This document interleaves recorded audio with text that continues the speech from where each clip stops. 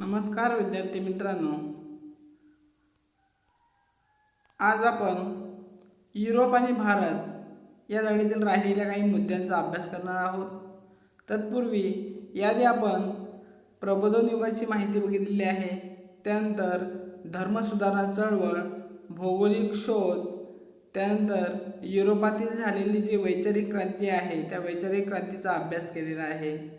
तसेच राजकीय क्षेत्रातील क्रांती, या राजकीय क्षेत्रातील क्रांतीमध्ये अमेरिकन स्वातंत्र्य युद्ध, फ्रेंच राज्यक्रांतीचा आपण अभ्यास केलेला आहे. त्या व्यतिरिक्त औद्योगिक क्रांती कशाप्रकारे घडून आली, भांडवलशाहीचा उदय कशाप्रकारे झाला, वसाहतवाद म्हणजेच काय, साम्राज्यवाद म्हणजेच काय, आणि ब्रिटिशांनी कशाप्रकारे भारतामध्ये व्यापारी करण्यासाठी ईस्ट इंडिया कंपनीची स्थापना केली आणि व्यापार करायला सुरुवात केली, इत्यादी आपण मुद्द्यांचा याआधी आपण अभ्यास केलेला आहे. आज आपण पुढील काही मुद्द्यांचा अभ्यास करणार आहोत. पुढचा मुद्दा आहे इंग्रज आणि फ्रेंच संघर्ष. 1600 साली ज्यावेळेस ब्रिटिश भारतात आल्यानंतर त्यांनी या ठिकाणी व्यापार करायला सुरुवात केली. आता बघा, ज्याप्रमाणे इंग्रज आले तसेच युरोपातील काही राष्ट्र, फ्रेंच आले होते, डच आले होते. आता इंग्रजांना फ्रेंच हे व्यापारी प्रतिस्पर्धी होते, त्यामुळे हे प्रतिस्पर्धी कमी करण्यासाठी किंवा आपल्याला प्रतिस्पर्धी नको म्हणून या दोन देशांमध्ये, इंग्रज आणि फ्रेंच या दोघांमध्ये काय झाले, 3 युद्ध झाले. या 3 युद्धांना कर्नाटक युद्ध म्हणून ओळखले जाते. आता या 3 युद्धामध्ये तिसरं जे निर्णायक युद्ध होतं, या युद्धामध्ये इंग्रजांनी फ्रेंचांचा पराभव केला आणि त्यामुळे पूर्ण भारतावर ब्रिटिशांची व्यापारी मक्तेदारी सिद्ध झाली आणि इंग्रजांना प्रबळ असा युरोपीय स्पर्धक उरला नाही आणि त्यामुळे भारतावर खऱ्या अर्थाने व्यापारी मक्तेदारी ही इंग्रजांची निर्माण झालेली आहे. म्हणजे इंग्रजांना भारतात व्यापार करताना, भारत ही एक मोठी बाजारपेठ आहे आणि त्यामुळे त्यांना ही बाजारपेठ आपल्या हातातून घालवायची नव्हती किंवा ती बाजारपेठ आपल्या हातून जाणार नाही, यासाठी त्यांनी आपले जे प्रतिस्पर्धी होते त्या प्रतिस्पर्ध्यांना कमी केलेलं आहे. त्यानंतर बंगालमध्ये ब्रिटिश ईस्ट इंडिया कंपनीच्या सत्तेचा पाया. बघा, म्हणजे भारतावर इंग्रजांनी 150 वर्ष राज्य केले. आता या 150 वर्षांमध्ये बघा, इंग्रज भारतात 1600 साली आले होते, मात्र 1756 किंवा 1757 या कालावधीमध्ये इंग्रजांनी आपली जी सत्ता आहे ती सत्ता भारतात रोवायला सुरुवात केली. एवढ्या वर्षे इंग्रजांनी काहीच केलं नाही, कारण या ठिकाणी आल्यानंतर त्यांनी आपल्यातील बरेचसे हे ओळखले होते. या ठिकाणचा समाजकारण, राजकारण, राजकीय क्षेत्र याचा सगळ्यांचा अभ्यास केला होता आणि अशा प्रकारे बंगाल प्रांत म्हणजे कोणता प्रांत, आताचं बांगलादेश आणि भारतातील पश्चिम बंगाल हा एकत्र मिळून मोठा बंगाल प्रांत होता पूर्वीच्या काळी. आणि या बंगाल प्रांत, ब्रिटिशांनी बंगाल प्रांताकडेच का लक्ष वळवले, कारण हा भारतातील एक अत्यंत समृद्ध असा प्रांत होता. समृद्धमध्ये म्हणजे अतिशय श्रीमंत असा प्रांत होता. त्यामुळे 1756 साली सिराजुद्दौला हा बंगालचा नवाब पदी होता, म्हणजे त्या ठिकाणचा प्रमुख होता. कोण होता? सिराजुद्दौला. त्याने ईस्ट इंडिया कंपनीचा अधिकारी मुघल बादशाहकडून बंगाल प्रांत मिळवलेल्या व्यापारी सवलतीचा गैरवापर करत इंग्रजांनी नवाबाची परवानगी न घेता कोलकाता येथे आपल्या वखारीसोबत भोवती तटबंदी केली. बघा, तुमच्या लक्षात येत असेल की बंगालमध्ये सगळ्यात आधी सत्तेचा पाया हा ब्रिटिशांनी रोवायला सुरुवात केलेला आहे. म्हणजे बंगाल या प्रांतामध्ये जो त्या ठिकाणचा प्रमुख होता सिराज उद्दौला, या नवाबाला न विचारता किंवा त्याची परवानगी न घेता कोलकाता या ठिकाणी ब्रिटिशांच्या ज्या वखारी होत्या, आता वखारी म्हणजेच काय हे तुम्हाला चांगल्या प्रकारे माहीत आहे. वखारी म्हणजे ज्या ठिकाणी इंग्रज आपला व्यापारी माल ठेवतात ती जागा. आता या वखारी भोवती त्यांनी तटबंदी करायला सुरुवात केली. तटबंदी म्हणजे त्या वखारीला सुरक्षा म्हणून त्यांनी तटबंदी, नवाबाची परवानगी न घेता त्यांनी ती तटबंदी करायला सुरुवात केली. आणि त्यामुळे सिराज उद्दौला यांनी इंग्रजावर केला, चाल करून गेला आणि कोलकात्याची वखार त्यांनी काय केलेले, काबीज केलेले आहे. या घटनेने काय झालेलं आहे, इंग्रजांमध्ये असंतोष निर्माण झालेला आहे आणि रॉबर्ट क्लाईव्ह यांनी अतिशय मुत्सद्देगिरीने, बघा इंग्रजांनी भारतावर जे राज्य केलं, हे राज्य करण्यामागे एक प्रमुख कारण होतं की त्यांनी आपापसात भांडणं लावून दिली किंवा त्याने फोडावर राज्य करा या नीतीचा अवलंब केला.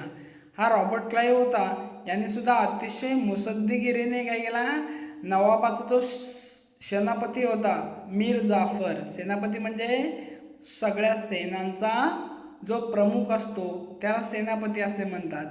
या इंग्रजांचा जो सेनापती होता, नवाबाचा जो सेनापती होता मीर जाफर, या मीर जाफरला नवाब पदाचं आमिष दाखवलं. म्हणजे त्याला सांगितलं की तू आमच्या बाजूने जर आलास तर आम्ही तुला हा बंगालचा काय बनवू, राजा म्हणजे काय, त्या ठिकाणचा नवाब बनू, असं त्यांनी सांगितले.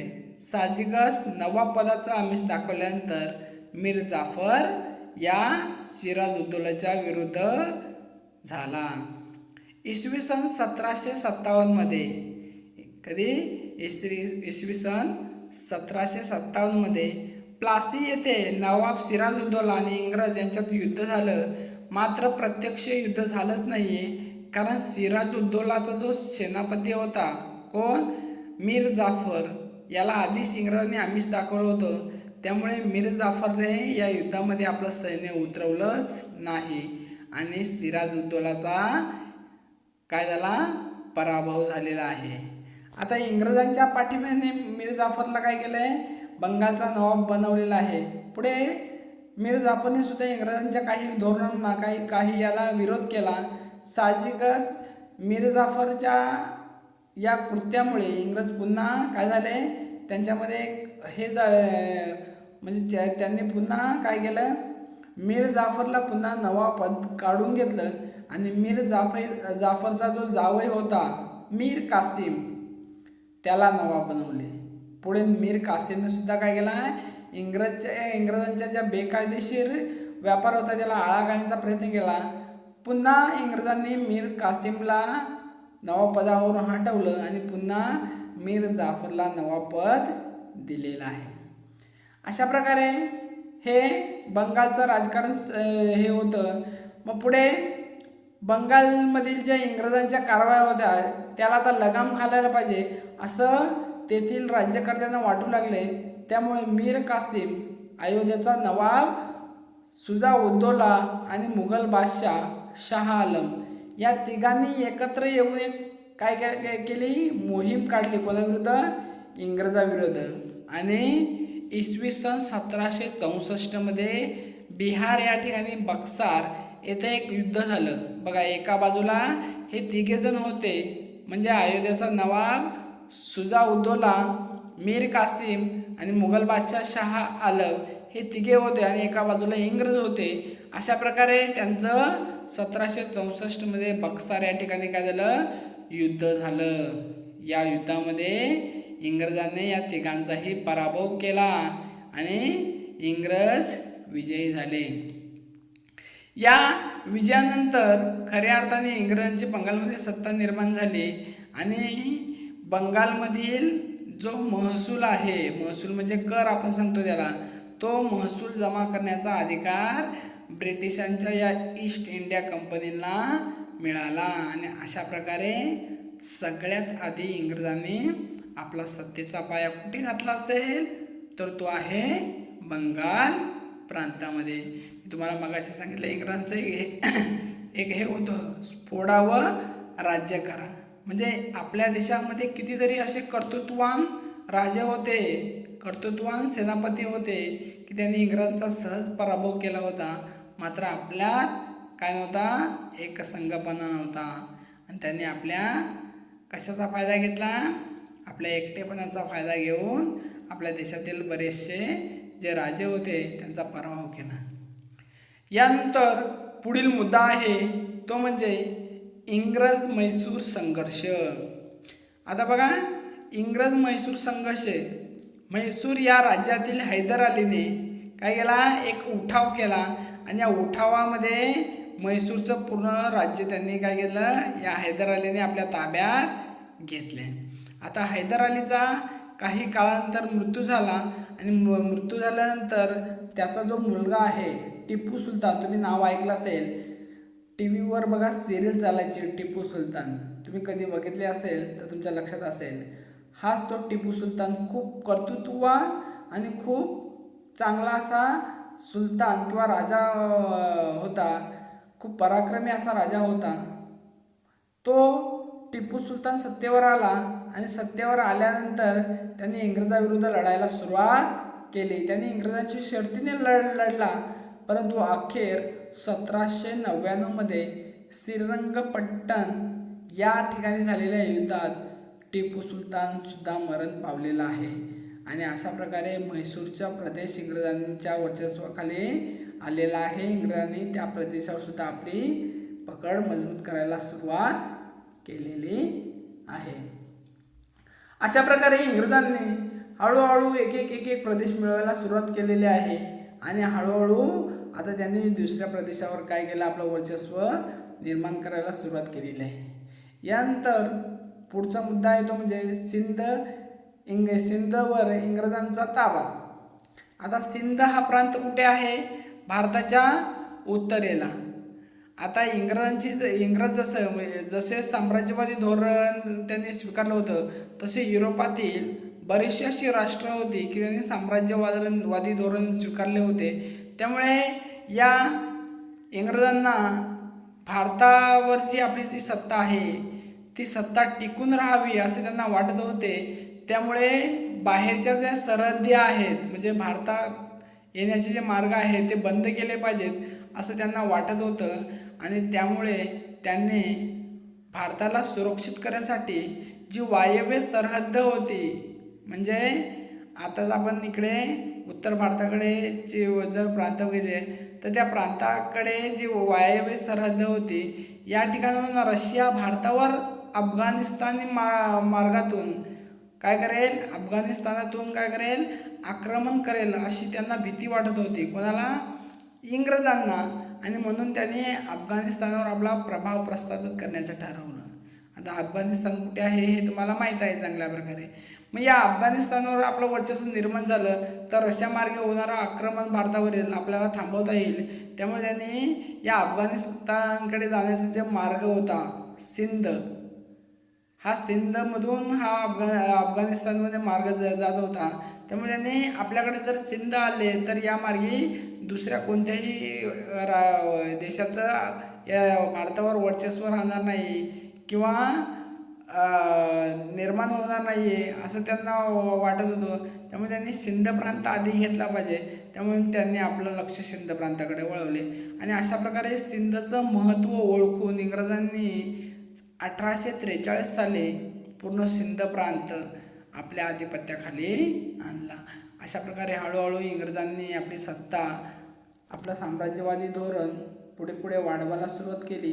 पुढे शेवटचा मुद्दा तो म्हणजे शीख सत्तेचा पाडा. आता ज्याप्रमाणे पूर्ण भारतामध्ये काही कर्तृत्ववान राजे होते, त्यामध्ये मराठ्यांची सत्ता होती, टिपू सुलतान होते, त्याप्रमाणे शीख सत्ता ही सुद्धा त्यावेळी खूप कर्तृत्ववान सत्ता म्हणून ओळखली जायची. या 19व्या शतकाच्या प्रारंभी पंजाबमधील राजा रणजित सिंह याच्या हाती होती. म्हणजे शीख सत्तेचा पंजाबमधील प्रमुख कोण होता, तर राजा रणजित सिंह होता, याच्या हाती हा राजा रणजित सिंग खूप कर्तृत्ववान होता.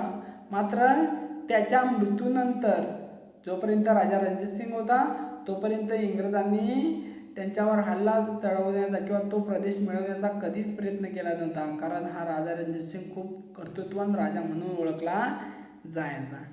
आता राजा रणजित सिंग यांच्या मृत्यूनंतर त्याचा जो अल्पवयीन मुलगा आहे दिलीप सिंग, या दिलीप सिंग हा गादीवर बसला आणि त्याच्या वतीने कारभार ही त्याची आई राणी जिंदन कारभार पाहू लागली. मात्र सरदारांचा तिला काय होता, विरोध होता किंवा तिच्यावर अंकुश राहिला सरदारांचा तिच्यावर अंकुश राहिला नाही. ही संधी साधून इंग्रजांनी काही शीख सरदारांना फितूर केले. बघा, मी तुम्हाला मगाशी सांगितले त्यांचं ते कामच होतं फोडा आणि राज्य करा. त्यामुळे त्यांनी काय केले, या राणी जिंदनचा या पूर्ण सगळ्या सरदारांवर अंकुश राहिला नाही. त्यामुळे त्यांनी काही सरदारांना घेऊन इंग्रजांनी त्यांना फितूर केलं आणि फितूर केल्यानंतर त्यांनी पंजाब आक्रमण केले आणि अशा प्रकारे हा शिखांचा जो प्रदेश होता तो शिखांचा प्रदेश त्यांनी मिळवण्याचा प्रयत्न केलेला आहे. बघा, त्यावेळी सुद्धा काय झालेलं आहे, इंग्रजांनी शीख यांच्यात युद्ध झालेलं आहे. मात्र या युद्धामध्ये काय झालेलं आहे, दिलीप सिंगला त्याची जी सत्ता होती, राणी जिंदनचा कारभार बघत होती, मात्र गादीवर कोण होता, दिलीप सिंग. त्याचा काय झालेला पराभव झालेला आणि पंजाब प्रदेश त्यांनी मिळवलेला आहे. आता पुन्हा बघा, जरी हरवलं असेल तरी दिलीप सिंगला इंग्रजांनी काय केले, गादीवर कायम ठेवले.